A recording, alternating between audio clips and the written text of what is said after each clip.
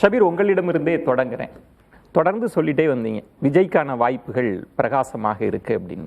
இந்த வெற்றி, இந்த வாக்கு சதவீதம், பல முக்கியமான தலைவர்களினுடைய தோல்வி, அதிமுகவிற்கான பின்னடைவு, இது எல்லாம் என்ன மெசேஜை கன்வே பண்ணுதுன்னு நினைக்கிறீங்க?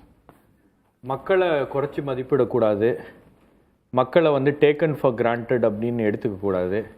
என்னதான் ஒரு ஆளுங்கட்சியாக இருந்தாலும் மக்களுடைய எண்ணங்கள் என்ன, மக்களுடைய ஆசைகள் என்ன, மக்களுடைய அபிலாஷைகள் என்ன அப்படின்றதெல்லாம் வந்து தெரிந்து செயல்பட வேண்டும். அதிகாரம் கையில் இருக்குது அப்படின்றதுனால யாரையும் பேச விடாமல், யாரையும் வந்து எந்த கருத்தையும் சொல்ல விடாமல் அவர்களை தடுப்பதும், அப்படி ஒரு கருத்தை சொன்னாங்கன்னா அது ஒரு ஈகோ சிஸ்டமை வச்சு அவங்கள வந்து அமைதிப்படுத்துவதும், இது எல்லாமே வந்து ஜனநாயகத்தில் ஏற்புடையதல்ல அப்படின்னு மக்கள் சொல்லியிருக்காங்க. திமுக அரசுக்கு எதிரான ஒரு அலையா இதை பாக்குறீங்களா? திமுக அரசுக்கு எதிரான அலை ஆன்டி இன்கம்பன்சி கண்டிப்பாக இருக்கிறது. அதை தாண்டி இந்த இரண்டு திராவிட கட்சிகள் மீது, இந்த திராவிட இயக்கங்கள் மீது, 70 ஆண்டு கால கட்சி ஒன்று, 50 ஆண்டு கால கட்சி அதிமுக, திமுக, இந்த இரு கட்சிகள் மீதும் மக்களுக்கு இருக்கக்கூடிய ஒரு சலிப்புத்தன்மை, ஒரு அயற்சி, இவங்களையே நம்ம பார்த்துட்டு இருக்கோம். ஒரு மாற்றம் வேண்டும் அப்படின்ற ஒரு மனநிலை, அந்த மாற்றத்தை எதிர்பார்த்து தான் மக்கள் வாக்களித்திருக்கிறார்கள் அப்படின்னு பார்க்குறேன்.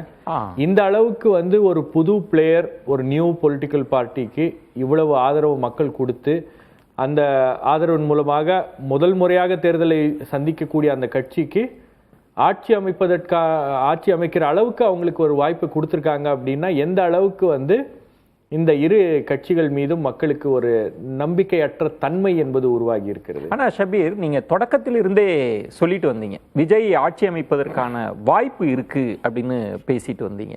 ஆனா எல்லாருமே வந்து சீட் கன்வெர்டபிலிட்டி இருக்குமா ஒரு சந்தேகம் இருந்தது.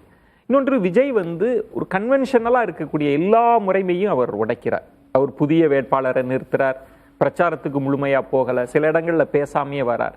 இவ்வளவு இருந்தும் எப்படி இந்த வெற்றி சாத்தியமானதானே? இல்லை, இவ்வளவு இருந்தும் இந்த இரண்டு கட்சிகளுக்கு எதிராக மக்கள் வாக்களித்திருக்கிறார்கள். இந்த இரண்டு கட்சிகளும் திமுகவும் வேண்டாம், அதிமுகவும் வேண்டாம் அப்படின்னு மக்கள் முடிவு எடுத்திருக்கிறார்கள் அப்படின்னும் போது, ஓகே, அப்போ அதுல இருந்து வரக்கூடிய மெசேஜ் என்ன? இந்த இரண்டு திராவிட கட்சிகளும் மக்களை வந்து ரொம்ப குறைச்சி மதிப்பிட்டு இருக்காங்க. மக்கள் ரெண்டு கட்சிகளுக்குமான ஒரு சலிப்பு வந்திருக்கு, ஒரு மாற்றம் தேவை அப்படின்ற ஒரு ஏக்கம் மக்கள் மனசுல அது ஏற்கனவே இருக்கு. அதுக்கு எப்பவுமே ஒரு தேர்தல் என்ன சொல்லுவாங்க, அந்த மாற்றம் வேண்டும்ன்றவங்க வந்து ஒரு 15% இருப்பாங்க அப்படின்னு.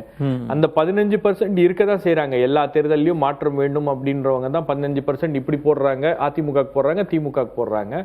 ஆனா அந்த மாற்றம் வேண்டும் அப்படின்ற அந்த ஒரு உணர்வை வந்து ஒரு பெரிய சக்தியாக மாற்றி அதை வந்து கேபிட்டலைஸ் பண்ணி ஒரு நம்பிக்கையை ஏற்படுத்துற அளவுக்கு லீடர்ஸ் வந்து தமிழ்நாட்டில் வரல. அந்த இடத்துல விஜய் வந்து அதை விஜய் வந்து ஒரு ஆல்டர்னேட்டிவா பாக்குறாங்க. அதனாலதான் விஜய்க்கு இவ்வளவு செல்வாக்கும், அவருக்கு ஏற்கனவே இருக்கக்கூடிய திரை செல்வாக்கு அப்படின்றது வேற, அதை தாண்டி அவர் மக்கள் செல்வாக்கையும் பெறக்கூடிய அளவில் அவர் வந்திருப்பது ஒரு புதிய ஒரு அரசியல் மாற்றம் தமிழகத்துக்கு தேவை அப்படின்றத மக்கள் உணர்ந்திருக்கிறார்கள்.